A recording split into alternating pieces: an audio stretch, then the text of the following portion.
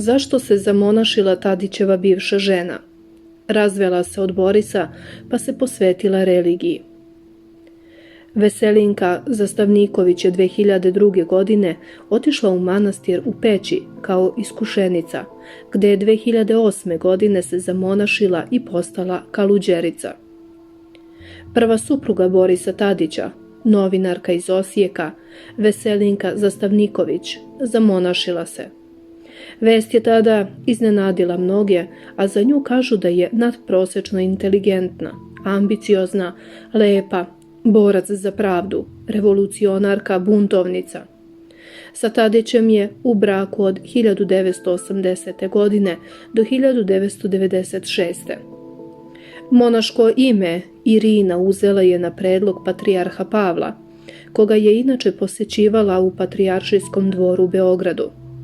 Za vreme iskušeništva u manastiru nije govorila o svom svetovnom životu. Rođena je u Osijeku kao ćerka oficira JNA, radila je kao novinarka, a potom i u Ministarstvu vera. Veselinka je 2002. godine otišla u manastir u Peći kao iskušenica, gde se 2008. godine zamonašila i postala kaluđerica Irina. Veselinka je bila iskušenica punih 5 godina, a bila je zadužena za održavanje odaja pokojnog patrijarha Pavla, koji je formalno držao i Pećku mitropoliju.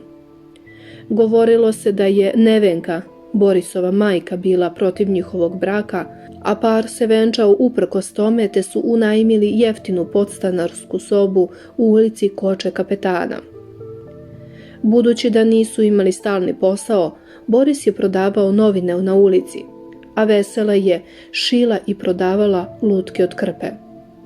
Finansijsku olakšicu osetili su tek kada se Boris zaposlio kao profesor psihologije u Beogradu.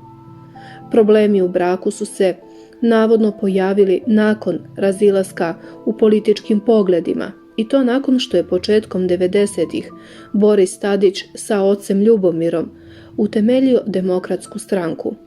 Potom je Boris na nekoj svadbi upoznao Tatjanu, inženjerku građevine, koja mu je u drugom braku rodila ćerke Mašu i Vanju. Tatjana, rođena Rodić, poreklom iz Knina i po obrazovanju je inženjer građevine.